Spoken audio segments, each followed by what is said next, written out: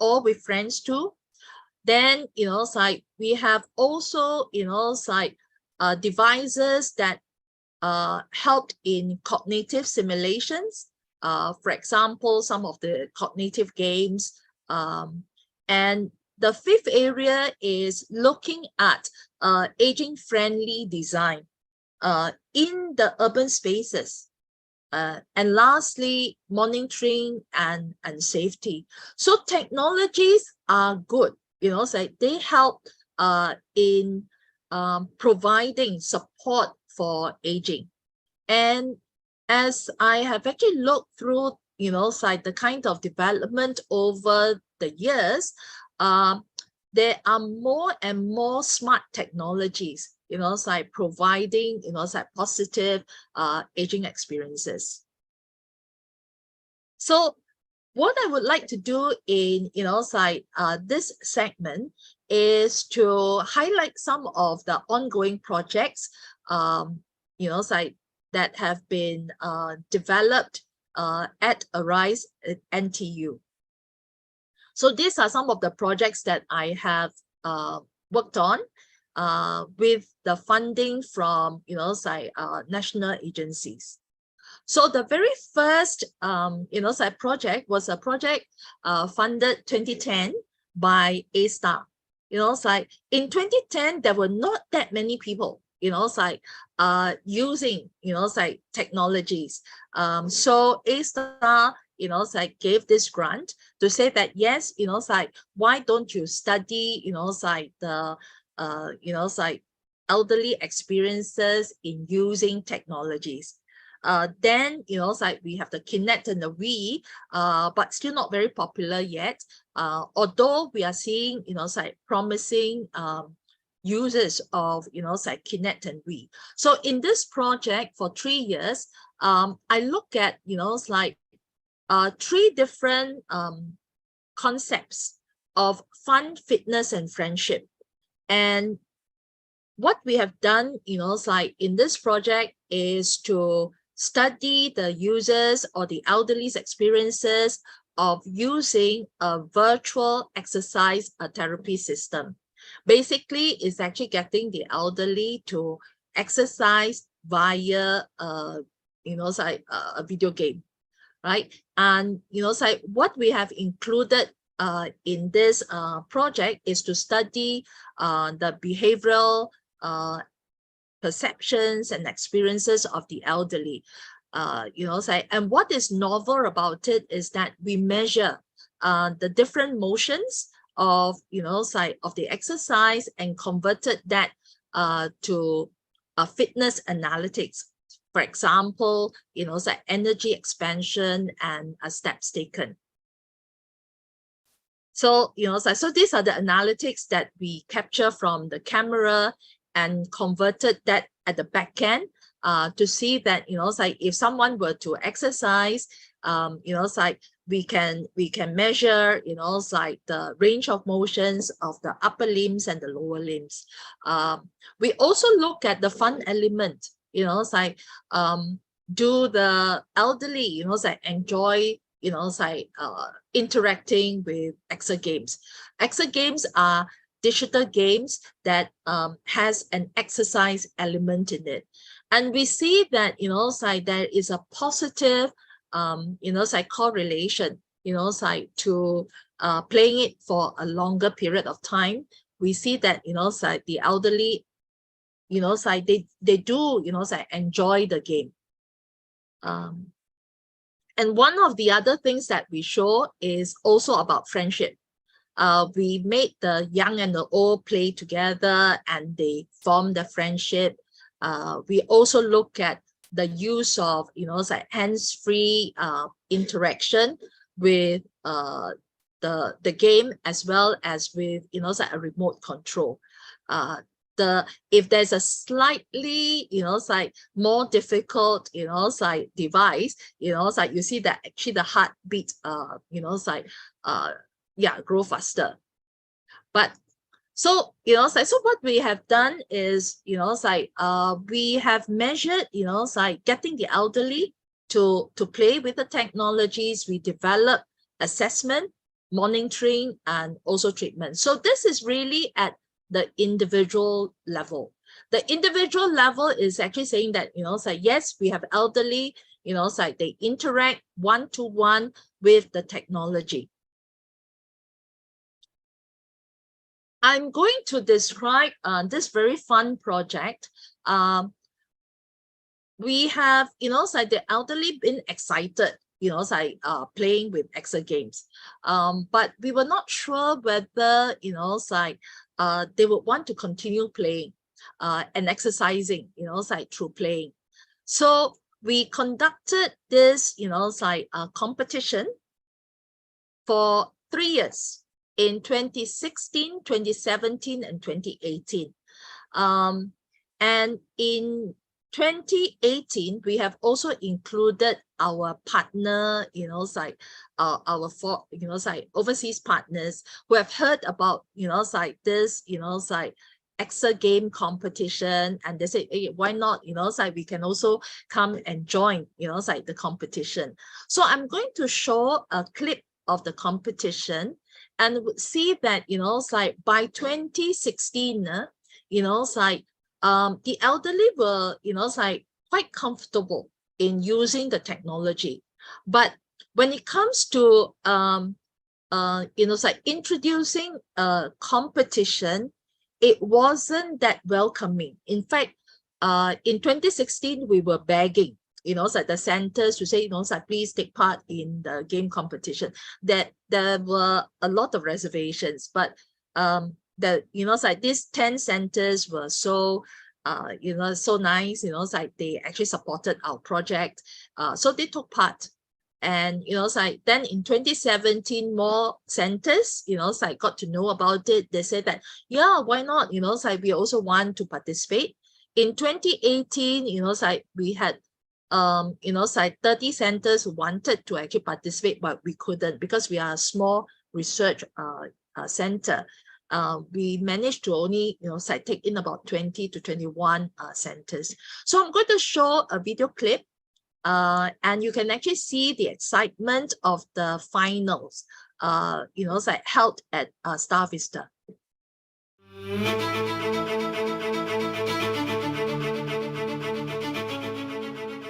It started off with a research project looking at technologies for the elderly, but then it has actually progressed to moving beyond research findings to implementing it to community. Today, all of you are our national athletes. 因为你们今天呢，在一个国际赛事上代表新加坡作为这个运动健将，所以你们都是国手。这个游戏啊，是鼓励那些乐龄人士啦，不要一直做什么啦。任何那个游戏啊，都是要强迫你运动啊什么啦，拿那个灯笼还是采水果啊，人活着就要动，一动就全部可以解决很多毛病啊。我是很开心，很爱玩这种东西，还有跟乐龄人全部在一起玩，帮助我的头脑会走嘛，不要想象多exercise 的最好，好像 game 也是 exercise 啊。From the little red dot in Singapore now to the world, we have 5 countries participating. Senior citizens in Singapore are out to be the world champion in exercise games for senior citizens. And they feel good, they feel healthy, they're practicing their mobility, and they're doing it for Singapore. I think it's very important that we find many occasions to engage and nurture the spirit of our seniors. Inside our seniors is a child that wants to play, that wants to mix with families and friends, and wants to be able to find purpose and meaning in their lives. And through occasions like today, we show them how they can do it quite easily and encourage them to come out on their own. We want to see more centers in Singapore taking part, going beyond the senior activity centers as well as community centers and nursing homes, and also beyond Singapore to the rest of the world.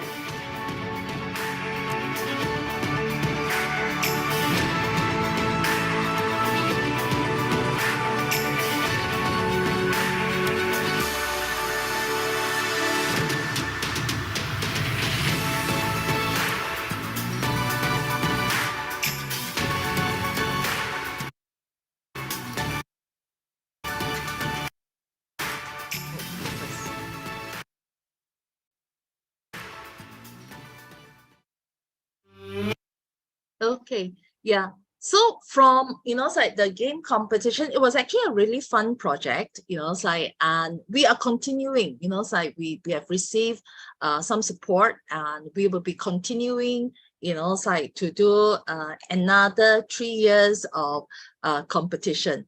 We'll be very happy, it's like some of you, it's like could take part. So we went on, it's like to actually further develop this, it's like, yes, one is actually for it's like gameplay, and so just to have fun, it's like, but we were also thinking that we can actually make it a lot more it's like precise. So we work with it's like the rehab it's like department in Tan Tock Seng Hospital, and the whole idea is to it's like capture the movements it's like, and help it's like the it's like for functional recovery. So we built it's like both the system for assessment, for treatment and monitoring, and then we customize it's like the extra games for frailty intervention exercises and so forth. I'm going to actually it's like play another clip so that you get a sense of what it means it's like to interact with digital games, and for it's like for us to be able to collect data to understand it's like the it's like the performance, as well as to provide customized treatments.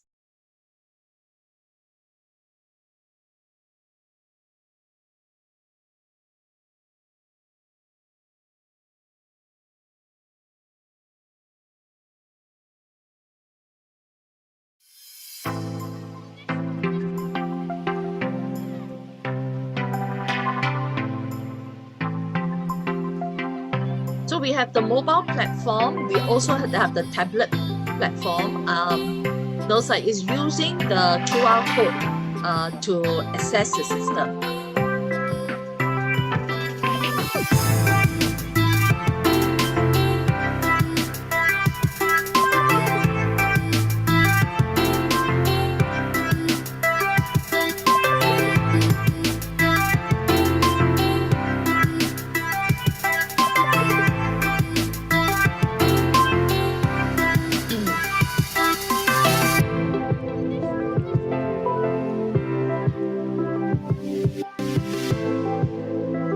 So we use motion detection. You see the skeleton, it's like the different parts of the body will be actually captured.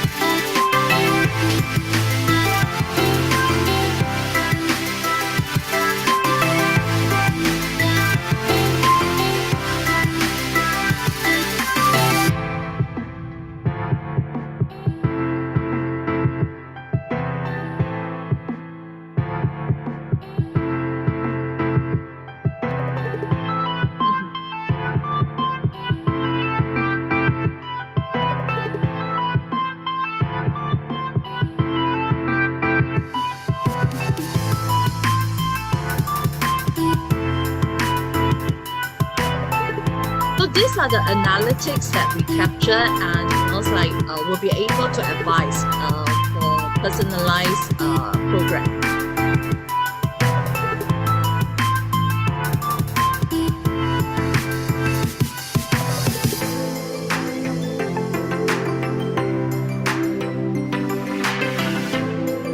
You can access it through the it's like the web, on the internet.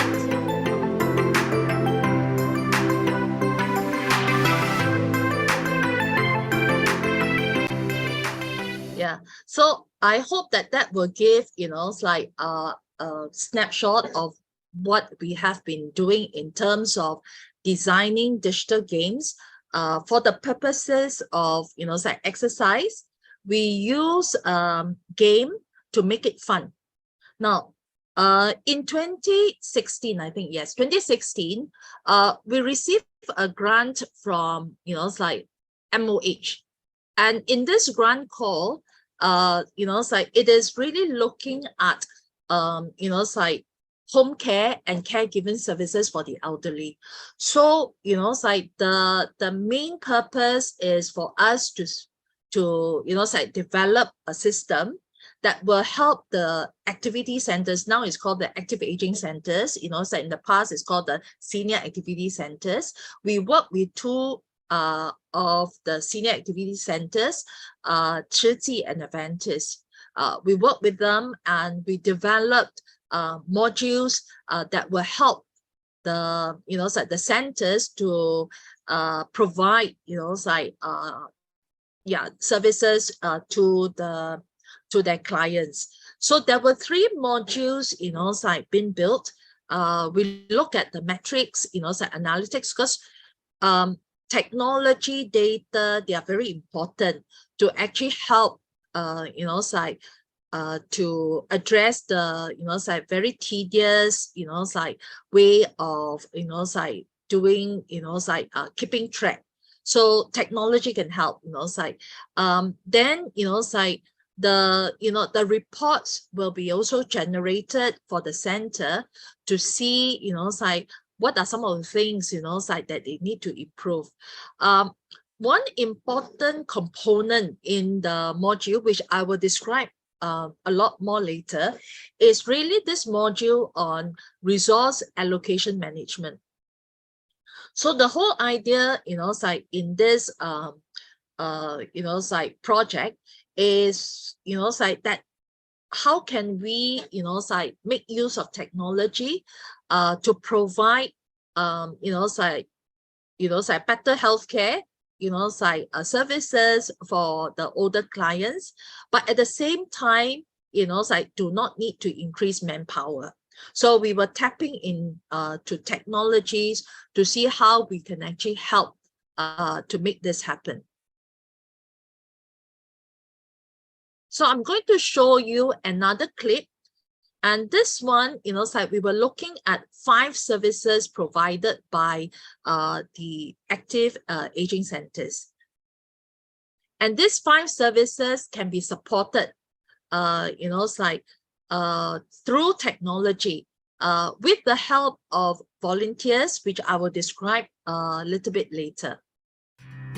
The Hokomo system is a one-stop integrated optimization solution for home care service providers in Singapore. To improve the productivity of home care operations, 5 key services were targeted for optimization. For the General Health Check service, the CareHi app facilitates caregivers in conducting efficient health checkup and health data collection. General health data such as weight, blood pressure and glucose levels are recorded using CareHi. The accumulated data is then transferred to a centralized database, where it is safely stored. The meal planning and delivery component is realized by the Planish app. Staff and volunteers assigned to elderly clients are able to check their client's profile, with the app generating meal schedules and informing caregivers of any special dietary needs clients might have. When it is time for delivery, volunteers and caregivers are provided with the most optimized delivery route based on client proximity. The medication delivery and adherence component ensures optimal routing for medication delivery, computing the best possible routes and schedules and allowing caregivers easy access to client data. Moreover, integration of the QP Box medication reminder system facilitates the planning, arrangement and bookkeeping of client data. The rehab therapy component introduces exergames and exercise regimes for clients. Through the virtual exercise therapist system employing Microsoft Kinect sensor, home care staff and volunteers are able to support elderly clients in starting and maintaining an exercise regime. The onboard fitness analytics module allows for the physical performance and health conditions of clients to be tracked. The system boasts a myriad of motion-based gameplay to keep elderly clients healthy, happy, and motivated. The emergency response component utilizes smart home monitoring technologies to set up an intelligent assisted living ecosystem. Through the use of passive and unobtrusive sensor-based technologies, clients' daily living habits such as movement, light, temperature, and home power consumption can be observed. In the case of unusual occurrences, alerts can be sent to clients' family members, caregivers, or home care centers.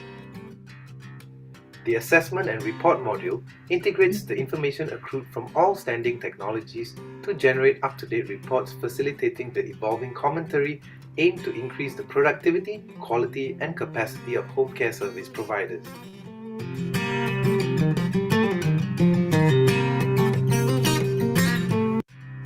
The Hokomon. So, it's like when we did the project, right? It's like we also have some, it's like challenges. One of the challenges is really about not only just providing technology to support the home care services. We were also looking at the volunteers. In fact, a lot of people want to volunteer. But we also realized that, it's like not many, of the volunteers are trained. And in this next project, it's like we were looking at, it's like how can we tap into, it's like manpower to help, it's like to provide this kind of volunteering services. So that was, it's like in 2019, just before COVID. And the title, it's like is really saying that, it's like, can we Uberize, it's like, coaching, it's like, so that we can actually provide or address the increasing demand for just in time, bite-sized and affordable health coaching for the older adults. And what we have done is that we continue, not only just to build the web interface, the mobile interface, like we started looking at training the health coaches, like, and like we think that it is not only just the technology that is important, but if the technology is losing the human touch, which we try to do as much as possible to make it human-like, but it is still not the same as being, like in touch with, like a human being. So, like, so we embark in this journey of looking at how to train, like the volunteers. So COVID hit us. And a lot of projects were not able to be continued. And we gotten a small grant from the National Research Foundation. And it is really about COVID challenge. It's like the grant is a small grant, and it says that, it's like whatever technologies that you have built, can you do a feasibility study to, like to address, like to COVID constraints, right, of no physical, like contact. So in this project, we were carrying out a feasibility study, like across 2 to 4 months to investigate, like contactless health coaching for older adults. It is completely, like no in-person session. So we re-look at the systems and begin to build in more it's like interfaces, it's like for the elderly and the coach to talk across, it's like the Zoom meetings. So we developed the web interface and also the mobile interface, right? And what we have done is that, it's like, yes, if we want to train the, it's like the volunteers, what is it that we need to train? So we, it's like talk to people, and we realize that there are a few things that we have to train. If I'm going to recruit, it's like elderly, it's like clients, they need to know how to use Zoom. So we spend time training the, it's like the elderly clients using Zoom. And if we are going to bring in, it's like health coaches, we also need to, it's like tell them what is it that is important, it's like to advise the elderly clients. So we look at 4 components: the foundation of gerontology, health coaching basics, nutrition for older adults, exercise, and fitness. In fact, the main focus is on the coaching basics. Basically, the health coaches are to advise the, elderly clients to pay attention to a healthier lifestyle. And what we have done, over this, the 2 to 4 months, we have the health coaches to build rapport with the older adults, and then, getting them to come out with goals in terms of diet and exercise, and then the health coaches to review the goals with the older adults, and then, in the 4th session, we actually do, to get feedback. Now, what we have seen from the initial findings were very, very positive. The results show that, the elderly, clients, they increase the frequency of doing exercises with the health coach, encouraging them. Also reduce the frequency of eating outside. And we also know that this is, helped by COVID restrictions.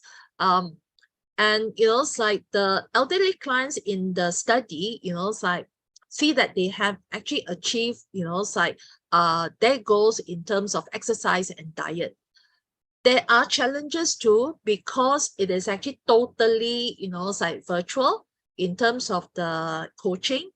There are some challenges faced, in doing exercises, whether, the elderly client will incur physical injuries, lack of motivation doing things alone, and also the impact of COVID restrictions on the outdoor activities. But we also see positive reasons for improvement in diet. There's support from family, good eating habit and efforts. And from the feedback given, we think that it is worthwhile for us to continue to pursue the training of health coaches to provide support for the elderly clients, as we see improvements in diet choices, social support, and the relationship, between the elderly and the health coach, is good if the health coach is actually competent. So, what we have done is, we continue, to provide this health coach training program. We started during the COVID period, 2021, with the help of Skills Future Support. We launched this 2-day program to train the general public in these 4 areas of foundation of gerontology, health coaching basics, nutrition for older adults, exercise and fitness. And, as at January 2023, we have trained, about 425 participants. We also have signed an MOU with Lions Befrienders to train all their 600 to 700, volunteers. We also have, ongoing, courses, there are, some dates, for the course to be conducted, we have in July, October and December. You can check the website and you can see, the training programs. But what is it that I have learned, through the past, more than 10 years of doing, research, developing, technologies and getting,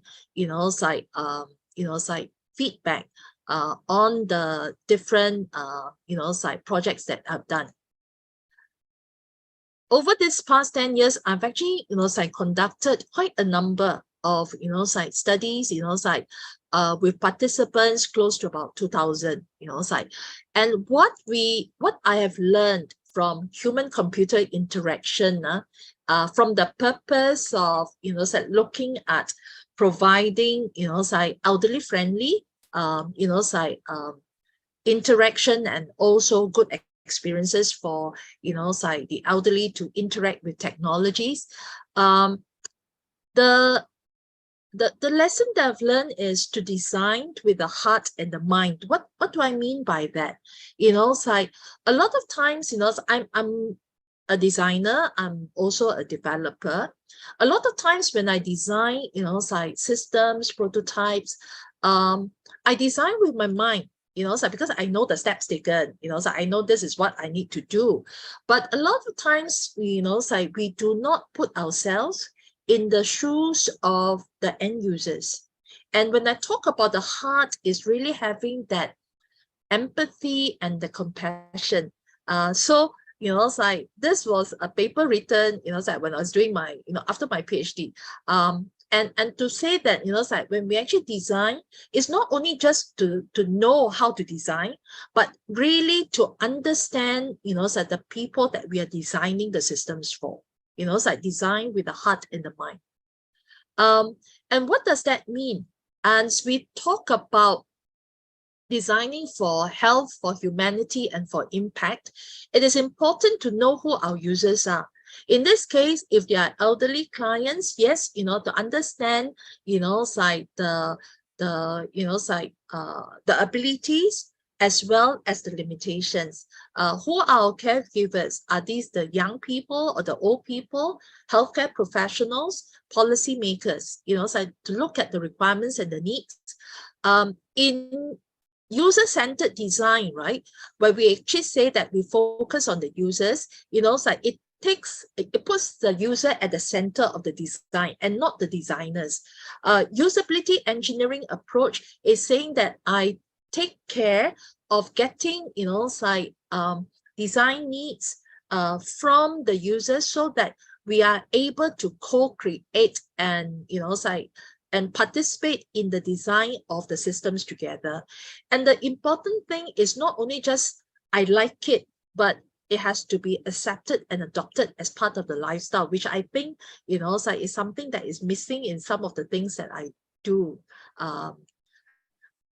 We wrote this article, during the COVID period, and we realized that COVID has accelerated the use of technologies. You remember me saying that, the first grants that I've gotten from, A-Star was in 2010. And when I, talk about doing, research on technologies with the elderly, I had, my colleagues were laughing at me and saying, you must be joking, you asked the elderly to play Excel games. But over the years, especially during the COVID period, we see the acceleration. Today we are very comfortable with Zoom. Because we were forced to do that. And I'm glad. And with that, we can actually use technologies to connect, to give advice and so on. One of the things that we are trying to do is also to get a global network of older adults' voices in terms of, giving us feedback on these systems design. And we welcome participation too, right? And lastly, we come back to the question, is technology the future for aging? Technology plays a significant role in shaping the future of aging. Why do I say that? A lot of things, can be helped by technology. And as the global population continues to age, technologies can help to enhance the quality of life for older adults, address healthcare challenges, promote active and independent living.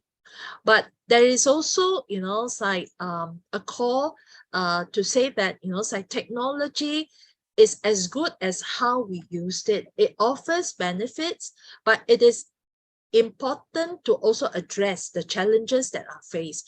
Some of these challenges could be digital divide. It could be privacy concerns. So I may lose my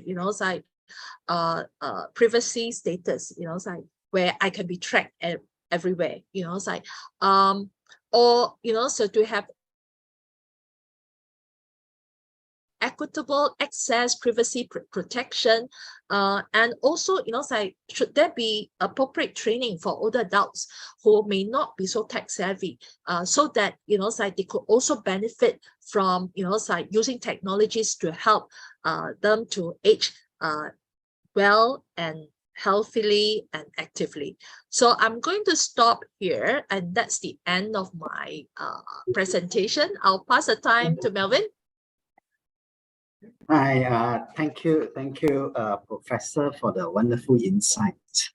For me, I'm really excited, to hear about those projects we are actually currently doing, and all the community agencies they are looking in, to do all this for the seniors in Singapore.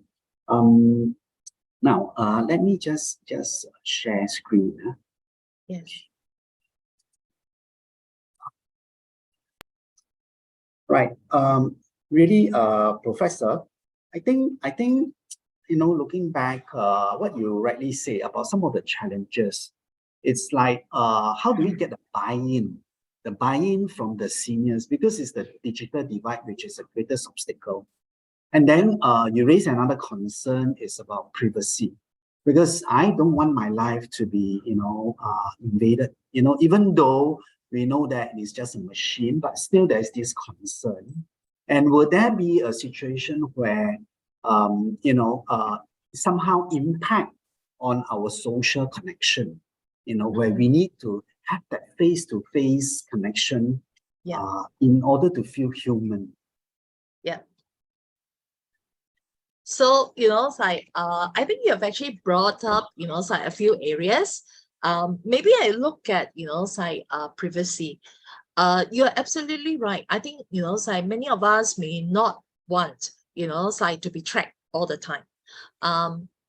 And, but the technology is actually here, so in research, right, what we have done, is to look at ways, not to be actually less intrusive, so for example, in the project that we worked on smart homes, the Hokamouse project, you need to have sensors to be able to trace, right, the movements. So, in order to make it less, sensitive, instead of showing the faces, we were only capturing the movements, so that actually makes it less, personal. It's actually just dots and we don't know who it is. In research, we are also very careful, in looking at individual data versus aggregated data. So I think those are things that we have to, continue to talk and begin to see that what will be the level of, comfort that we have, in terms of privacy and security. The government agencies are looking to that, and we, as we actually participate, in some of these projects, we voice our concern. And that's where, in the space of research, we look at concern and then we try to find out, what may be other, better ways to actually come up with good design. Digital divide, yes, there are the haves and the have-nots, and I don't think this is the first time that we are encountering this. When I was actually doing, research with children, in the, the 80s and the 90s, right? There were a lot of questions already about digital divide, even right. The children of the have and the have-nots. I think one is to be aware, for me, is to be aware, and then to be aware means we know that there is an issue, and therefore we work to help to reduce these concerns, right? When it comes to digital divide for the elderly, we are looking at a changing demographics. In fact, when we talk about, current elderly, versus future elderly. The future elderly, could be myself, going to, the elderly space, I would have more opportunity to actually use the technologies versus, current elderly and you have the young old and the old, they have different experiences. But in my, studies, on the older adults, I think, Singapore has actually a good network of aging active centers, community centers that allow, participations. Anyone who want to, use technologies, there are a lot of programs to actually help us. So I, even for the health coaching program, we were actually tapping into Skills Future funding. So I saw one of the, comment, is it free? Currently, it is not free. But it's actually tapping into Skills Future funding, which means that, someone who is actually 40 years and above will be given 90% subsidy. So those are some things that, we're trying to actually narrow the gap. And we also have donations, from, some philanthropists, to look at, for example, the, the icing, the Excel game competition is free. We, it's actually done, because we believe that it is, it's fun, there are benefits.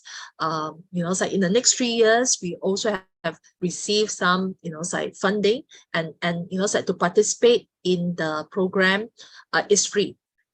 However, somebody has paid the cost. It's not free. Free is not free in that sense. Yeah. Anyway, Professor, I think just now you mentioned about the point where as the population, gets more educated, then you might find the adoption of technology will be much easier. Yes. Okay, thank you very much, Professor. I guess technology will be here to stay, and it's going to get more and more permeates through the fabric of our society, and we can't run away from it. It is certainly, I would say, improves our quality of lives. Yes. So I hope everyone over, whether it's YouTube or over Zoom now, I hope that you all has got the takeaway somehow. Before we proceed to the Q&A, there's a gentle reminder and gentle call to request for your help in completing our feedback that's shown on the screen, and help us to continue to provide free webinars to all. Feedback will be conducted in a short poll that you will see on the screen about now. There are 4 multiple choice questions. Does everybody see those questions? Yeah. Okay, thank you. Please take a minute or 2 to complete the poll. We will start the question right after this, so don't leave yet. Thank you.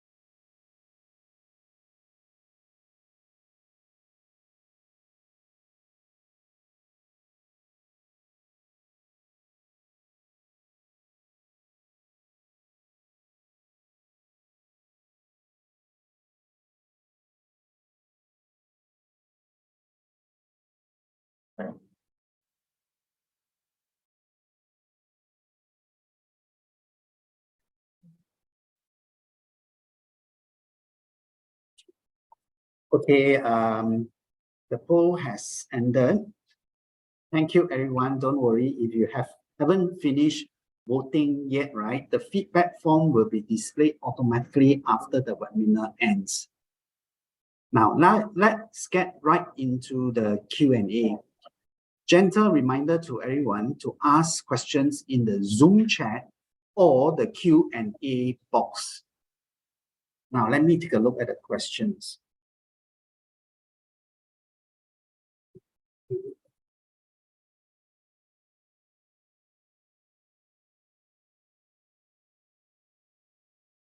Q&A box.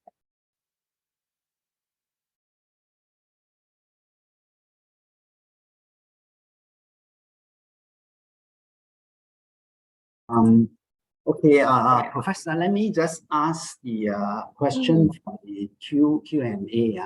That's by this anonymous attendee. I find that the token was used to keep track of the places visited during COVID. Will we see a token developed to track someone who is staying alone at home in future? Okay, that's actually a very good, question. I think we have actually looked at different, devices that have been developed, so for example, people, staying alone at home, we use, smart sensors, that is actually tagged in the home itself, but we also have wearables. And I think when you actually talk about token, is another type of technology. Yes, I think there'll be more and more of, new ways of, tracking someone who is, whether it's actually alone at home or even out walking. So there is another project that, that I've been working with another colleague in NTU, and that's for dementia. If someone is actually lost, right? We have, the technology is actually to track where this person is and also inform the close family members and so on. Yeah, I would see that, as we begin to understand more of technologies and also the needs, the token, could be just one of the ways to do so, that there are already other devices being developed. Okay, certainly. I think in fact, if back in those years when my mom got dementia, we never had that technology, and gosh, sometimes she will walk away and we're so anxious, and worried for her safety. But I'm glad at least right now the technology is coming in to that, and I think a lot of caregivers will be very, very happy to hear that. Yes. Yeah. Okay. Let me go to the next. Wow, this guest, Rina Ong, she asked 3 questions. Perhaps I just first say the first question. Okay. How can those seniors who are either resistant or not interested in embracing technology accept and move along with the advancement of technology? Prof? Yeah. I mentioned that, I started in 2010, right? It was resistance. People were not familiar. So then you have this research project. We're supposed to be innovative then, nobody has used it. How can I, encourage people to use it? One, through good design, right? So, a lot of us, if we use design and it is, a device or a website, if it's actually too cumbersome, right? I won't want to use it. So in other words, good design comes into play. That's why when we actually talk about, whether it is user-centered design or elderly-centered design, it's really putting the user at the center of the design. And when I talk about designing with the heart and the mind, right, it really says that I feel the, the person who is using it, what are the challenges that the person face, not what I think as a designer, would like the design to be. Now, the second point, right, one is good design. The second point is that we use what we call, not only just design nudges, but also programming. It's like so we use nudges to help people to accept, right? In the early days when it's like when the seniors were not it's like that accepting of technologies, because the first we asked them to actually play with technologies. It's like what came out it's like very commonly heard, right, is that I'm no good in technology, I look stupid, it's like, and I don't want to be laughed at. But when you have this assurance that it's like everyone nobody is going to actually call someone stupid, it's like when you actually cannot use the technology. So in it's like in the area of human computer interaction, in the early days they blame the users, but now when we talk about bad design, right, the blame is actually not on the users but on the designers, because you have not understood the needs of the users well enough. So that's actually it's like through design, through social programming, right? When we were introducing technology to the elderly, it's like we introduced it through intergenerational gameplay. So they play with one another, the young and the old. It's like, and someone who doesn't know technology very well is being coached by a younger adult, and they also play with their friends. So there are a lot of motivational strategies that we have included, whether it is about incentives, whether it is about building relationships. So those are things that we try to change behaviors. So in our research studies, not only do we come up with a good design, but we also have to encourage and motivate. And that could be different ways in which we motivate people so that they will accept the technology. The third side point is really like whether the individual sees the value in it. If the person doesn't see the value, right, no matter how you encourage, it doesn't work. It's like you give them money, it may actually help for some time, but after that they will also not want to use it. I give an example. It's like when we conducted a study, it's like pairing it's like young and old, male and males together, females together. Guess what? It's like with 24 pairs, right? We have 14 pairs of females and 10 pairs of males, right? After the 4th week, all the males dropped out. I only had 14 pairs of females, right? And the reason given is that, like the 10 pairs of males, right, didn't see the value. They said, I'd rather go to the coffee shop and drink coffee and read newspapers. So yes, like there are, like strategies that we use in behavior and social sciences to prime, like to help a person to accept, like the technology through different incentives and motivations. I see. Now, Professor, I kind of like the idea just now you mentioned about the intergenerational kind of games. Would there be an opportunity, or one day it can be made so easily available to families, where you have grandparents playing with their grandchildren right at home? Yeah. You are right. In fact, when I started, like looking at intergenerational gameplay, we wanted to do this. However, there are a few obstacles.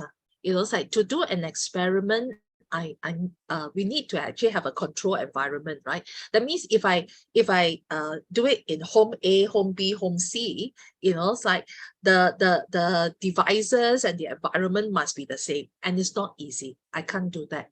The other thing is that it's like the timing is also different. It's like it's like the elderly could be very free during the day, it's like and the grandchildren may not be free. So the compromise that we did was actually via the, it's like senior activity centers during, it's like either the, it's like the morning or afternoon slots when the children, the school children, they were there doing their social services and so on, it's like, so we introduced this as an activity for them to interact. But ultimately, yes, it's like there is a very good possibility, it's like to actually get, it's like the grandparents and grandchildren playing things together. And we have seen that, it's like in Pokemon, it's like, I think early days in Pokemon, right? You see the, Yes, it's like grandparents, grandchildren, it's like Yes. playing together. And That's that's so nice, it's like, yeah. Yes, indeed it is. Okay, thank you so much, Professor Ding. Rina also asked the second question. It is known that Japan is very advanced in technology, especially for seniors due to their rapid aging population. Yes. What can Singapore learn from them? Good question. When I started, it's like it's like Arise, right? We actually went to Japan to take a look, it's like at how they are doing things. We went to Europe also, it's like they're pretty good, it's like looking at this space. In Japan, it's like I think we, it's like what is it that I learned from that trip, right? Is that they are very focused, it's like in, it's like in designing not only a small space, but they actually design the whole city, it's like from scratch. It's like, and they input, it's like some of this like, it's like elderly friendly, it's like urban designs, right? Into the city itself. They built a city from scratch. We may not have that opportunity, but I think in, it's like in looking at, it's like the kind of commitment that they have, it's like is great. But we can actually also learn from them in small, it's like areas that they have been working on very successfully. In Japan, it's like it's like they have also been looking at, it's like senior homes, and it's like, and then this, it's like senior homes, it's like they have included, it's like very good, it's like programs that we can actually learn from them. And another thing is that they have also been collecting longitudinal data. And I know that you have this one, it's like longitudinal data set that started collecting about like 33 years ago. It's like, so that's so it's very rich in terms of studying, it's like the it's like generations of older adults, and begin to see, it's like evolutions and changes, and we do not need to do catch up, but begin to actually, it's like help to address, it's like current needs today, but also of the future. Okay, thank you, Professor Ding. In Singapore, just a sideline, when you talk about longitudinal studies, in Singapore, is there such a study on our local population? Yes, there are cohort studies, it's like, but I don't think it's 30 over years old. It's like we are building, and I think the government is actually encouraging, it's like giving grants and fundings to do that. It is actually very important because so for example, like myself, it's like we have, let's say I have a small project, and if I have longitudinal study, I can benchmark it against the big, it's like data set that they have, and I will not be overclaiming or underclaiming. It's like, so you begin to actually, it's like explain our findings in the context of, and that's helpful. Otherwise, so I need a lot of money to be able to actually do every study and do benchmarking, and it's not possible. Yeah. Okay, thank you. So Rina also have one last question. For the web apps, right, which you have built, were they in multi-languages? Yeah, it's like Unfortunately, it is still in English.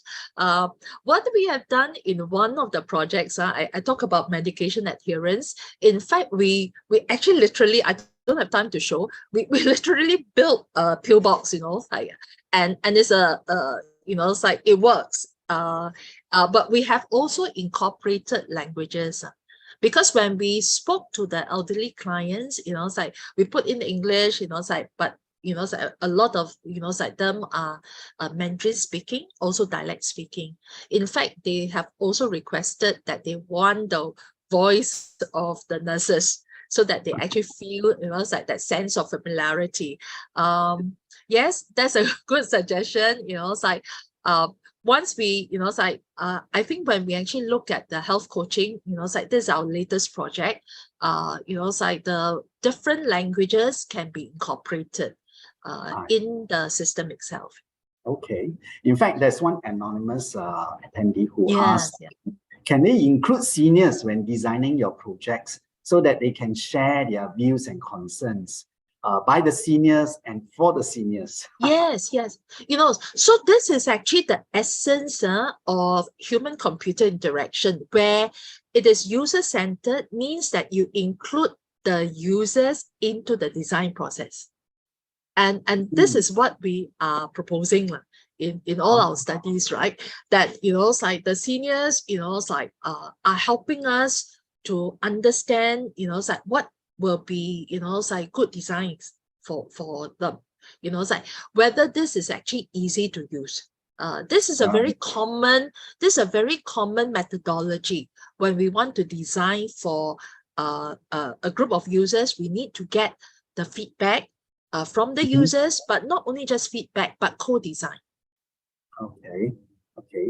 So there's one attendee also asked if the relevant agencies, including the charity organizations, right, can encourage and support the senior communities with more tech devices and connectivities. Will there be greater interest and adoption of new technologies by the seniors in future aging society? I would think so. It's like, so the more I use, right, the more comfortable, it's like I become. So if I look at my own journey, I think in the early days we have Word, it's like, and then we have the Windows environment, it's like, and we get better and better. It's like, so in our study of the elderly using, it's like game technologies, right? Remember I said that we have to back them in the first, it's like time that they're using it, it's like to take away that fear. When we introduce to them the second game, it's not so difficult because they get a hang of it. They only need to know the rules. And we see that in it's like many of our studies, right? The more someone is it's like has experiences with technologies, you introduce a new technology is not difficult. So the same thing when we actually learn Microsoft Office, whether it is Word, Excel, PowerPoint, the interfaces are very similar because it's really it's like this pull down menu and so on. When I move from Word to PowerPoint to Excel, I have no problem because I'm familiar with the interface. So yes, we hope that it's like as we learn more, right, about technologies, it's like there will be a lot more adoption of new things that come our way. And as I mentioned, it's like our profile and the demographics of a future senior in 10 years time may be different from what we're seeing today. It's like we are a lot more tech savvy, it's like in using technologies. Okay. Thank you very much, Professor. Okay. Ladies and gentlemen, we are now going to answer our last question of the night. Apologies to those whose question are not able to answer as we have limited time. Thank you for your understanding. So, Professor, the last question. Last question. Let me see. Yes. Okay. Oh, okay. Hello, Prof. What do you is from the chat box. Shirley Seng asks, hello, Prof. what do you say of programs or apps that have not considered illiterate PGs and very senior MGs? I think the pioneer generation and which hold real challenges for them. That is now making medical appointments via health apps. Besides, weak eyesights are also a challenge for the seniors who have failing sights. Which question is it? Is it from the chat? Yes, the chat. Yes, The from chat, Shirley Singh. I can't see it. Maybe I. Okay, maybe I just I read to Maybe you. read. Is it working together with organizations? No, not that question. No. This is From right the chat. Term of the chat. Yes. So I can't see it. Maybe you may have to repeat it. Okay, I'll repeat the question now. From Shirley Singh Hua. She says, "Hello, Prof. What do you say of programs or apps that have not considered illiterate pioneer generations and very senior MGs, which hold real challenges for them? For example, now making medical appointments via health apps. Besides, their weak eyesights are also a challenge for the seniors who have failing sights." Yeah. Thank you for this question. And this is actually really, a question that I've been actually talking about, designing with a heart. We know that as we grow old, eyesight fail, touch, sense, sensory perceptions also change. Taste also change. So I think we are aware that as our body, becomes older, these are some of the things we cannot help. And this is so important that for designers, developers, we are aware that when when we design for the older adults, don't put font size 10 or 8, make it bigger. So these are just some things, that you can actually make life easier. And sometimes it is not true, malicious, intent, but sometimes it's just that we're not aware of it.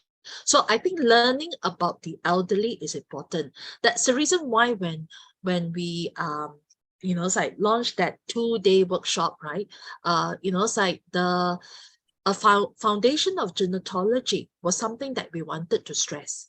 It's really understanding the body as we grow older, right?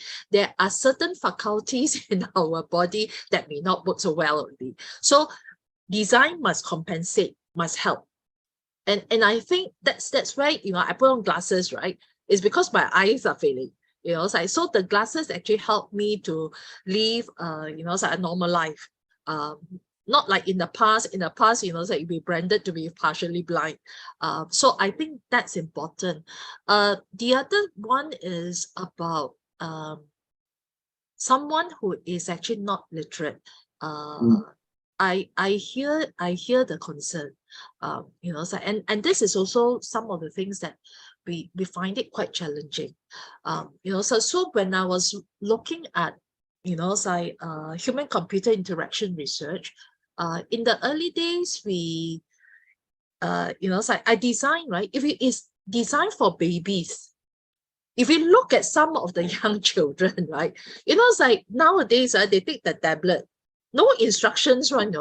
They play, they click, and then after that they can actually, complete the task. Can this be the kind of, design that we built, such that someone is not dependent on words and language, but visuals can actually tell us what to do? Oh, very interesting. You know what I mean? You look, yeah. So there have been groups of people, studying, interfaces for that is, not dependent on language. That means I don't need to actually have an instruction in English. When I look at the, the design features, right, I can tell already. Right. And, So and you actually once- go back, yes, you actually go back to the source of human communication without the languages coming in. without the languages, it's like people in the early days, they actually look at symbols, right? It's like, That's right. but of course, it's like this is easier said than done. It's like I think, it's like there have been people working in this area. So in one of the projects that we are looking at older workers, right, and also foreign workers. In one of the projects, it's like trying to communicate, it's like Right. safety standards and guidelines. We have, it's like our, it's like workers from different countries. Some of them are not so literate. It's like, so the way that we produce, right, some of these, it's like guidelines through flyers, they are very graphic. Yeah. A lot of graphics.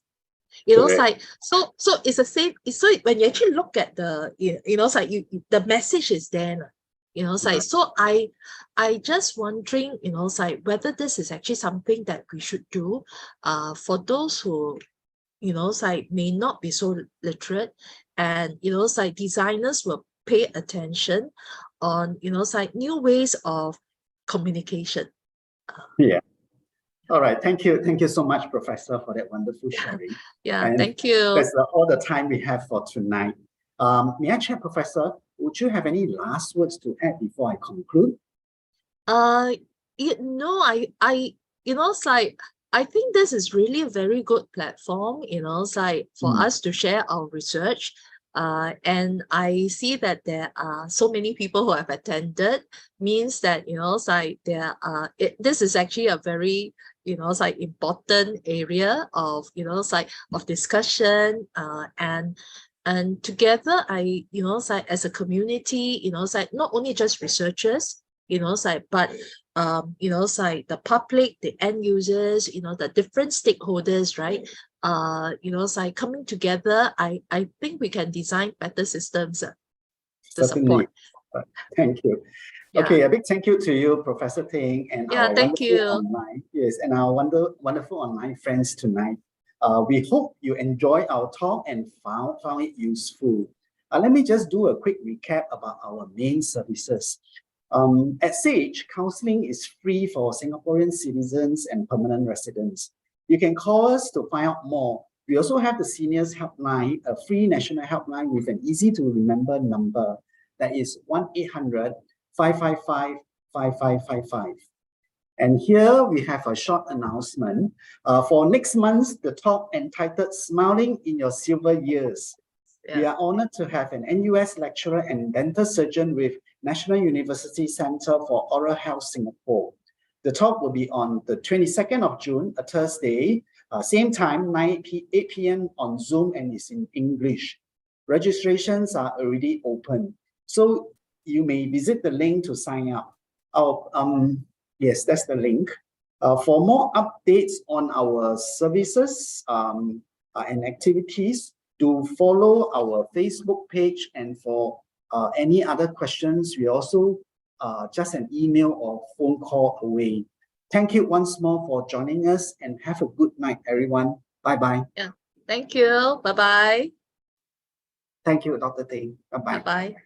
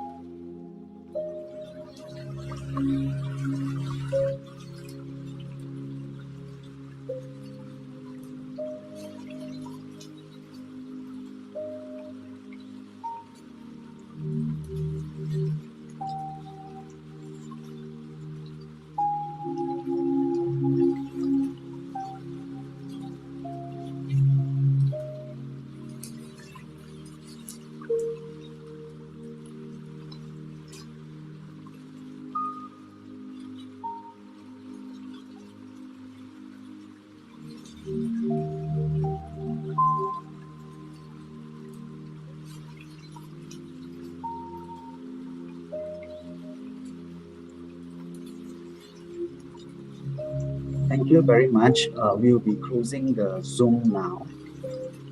Please exit. Thank you.